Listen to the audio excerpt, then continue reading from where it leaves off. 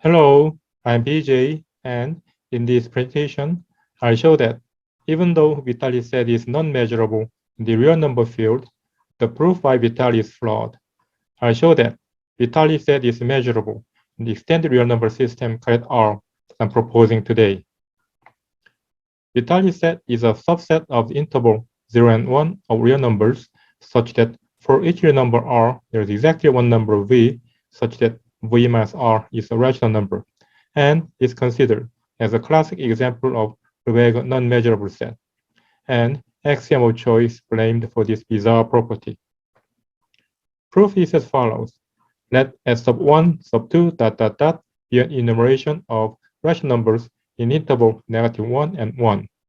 Let V sub k equals V plus S sub k. And then interval 0 and 1 is a subset of union of V sub k, which is a subset of the interval -1 and 2. Let lambda V sub k be Lebesgue measure of V sub k. Then sigma V sub k is between 1 and 3 because lambda V sub k equals lambda V, sigma lambda V is between 1 and 3. If V is measurable, lambda V has to be a certain number. However, if lambda V is 0, then sigma lambda V equals 0. If lambda V is larger than 0, then sigma lambda V is infinite. Therefore, lambda V cannot be either 0 or larger than 0. Therefore, it contradicts the assumption that V is measurable. Thus, V is non-measurable. However, can it perform this arithmetic in the real number field R? Real numbers are defined in the concept of real number field R with three groups of axioms. Field axioms are the ones that allow arithmetic, addition and multiplication of real numbers. In the field, addition and multiplication have unique identity elements. Corollary follows: x multiplied by 0 equals 0 for x in F. Do these axioms apply to infinity so that the arithmetic of real number field can apply to infinity? Given any candidate n as the largest natural number, we can always contrive a larger natural number like n plus 1. Thus, natural number is infinite so that the cardinality of natural numbers called n is infinite in size. This cardinality of natural numbers was denoted as alifno by Cantor. Cantor considered alifno to be the cardinality or size of the set of natural numbers, thus tried to evade as an element in the set of natural numbers because there is no infinite natural number. However, the fact that alifno is a counting number cannot be eluded because alifno is the result of counting the number of elements in the set. There are two premises in infinity, which leads to alifno equals alifno plus 1 equals alifno plus alifno equals alifno multiplied by alifno, and as a corollary, alifno equals alifno plus m equals alifno multiplied by m for any m in n. Then we can prove alifno is not a real number because alifno has multiple additive and multiplicative identity elements. Because alifno is not an element in R, we need to choose whether alifno multiplied by 0 equals 0 or not, and we'll choose 0 as a premise 3. Because there is no infinity element in R, the concept of convergence and limit is being used to handle infinity with the infinity symbol in the current real number analysis. In order to include infinity in mathematical calculations, I propose an extended real number system called R, which includes infinity alifno and infinitesimal iota as elements. I'm changing the term extended real number field into extended real number system to make it clear that infinity and infinitesimal in called R does not follow some field axioms.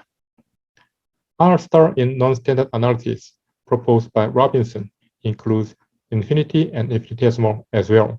However, caret R is completely different from R star. Caret R is directed solely by the premises of infinity, while R star is based on the transfer principle resulting in the critical difference in defining infinity and infinitesimal, whether they follow the axioms in R. Thus, it is intentional and necessary to name infinity and infinitesimal in caret R differently from R star. Even though alifno is the cardinality or size of the set, alifno is the result of counting the number of elements in the set, thus will be used as a countably infinite number in caret R with the property of proposition 1 and 2.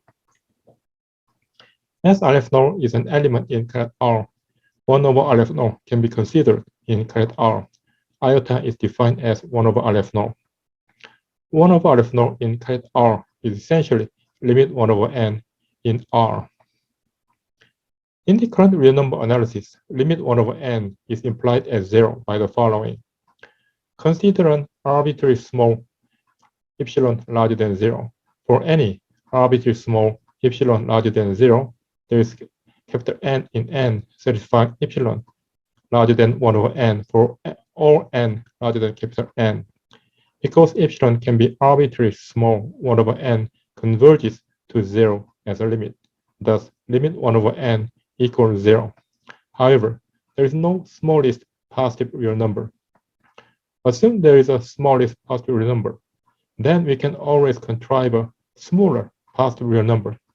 Therefore, there is no smallest positive real number.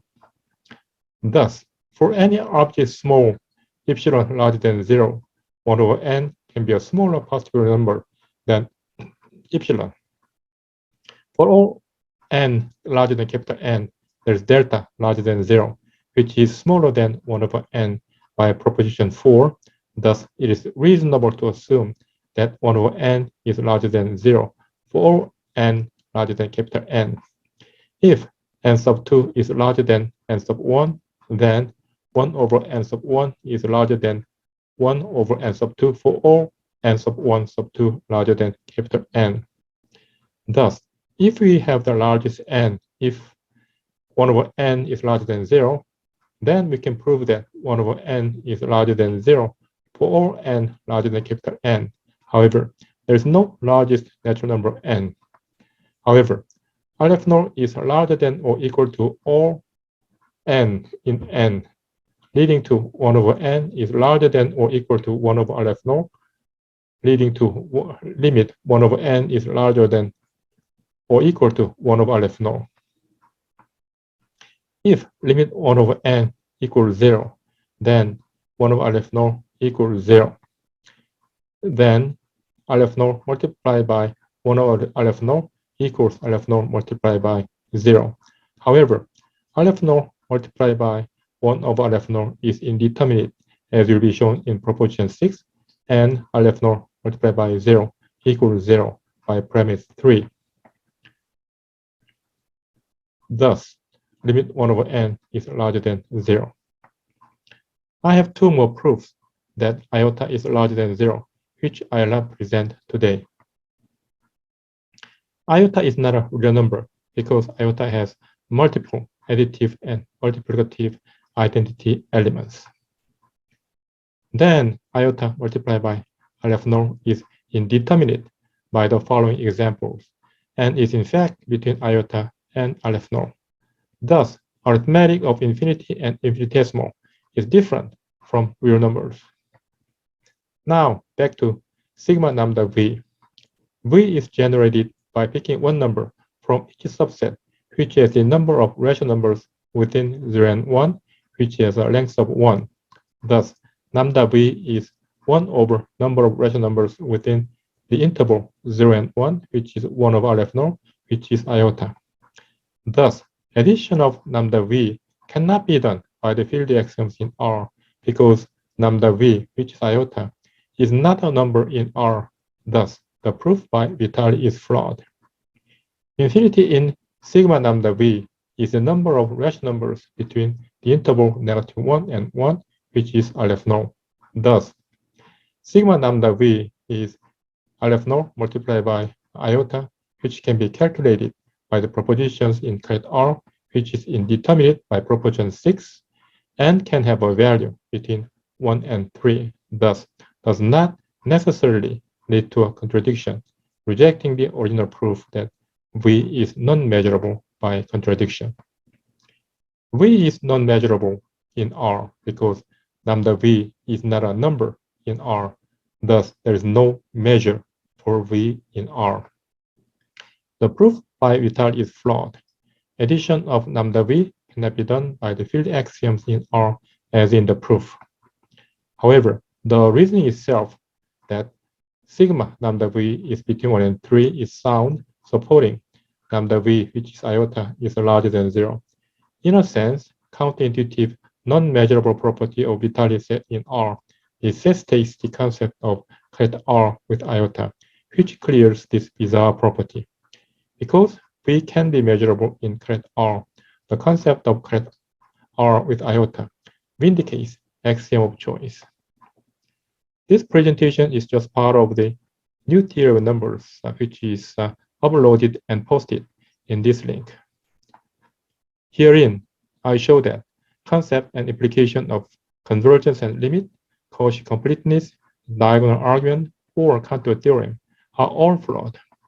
This theory is logically consistent within the system and clears counterintuitive conclusions in the current set theory, such as infinitely many sizes of infinity, invariance of dimension, and devil's staircase. Please challenge the theory and send the critical comments. Thank you very much.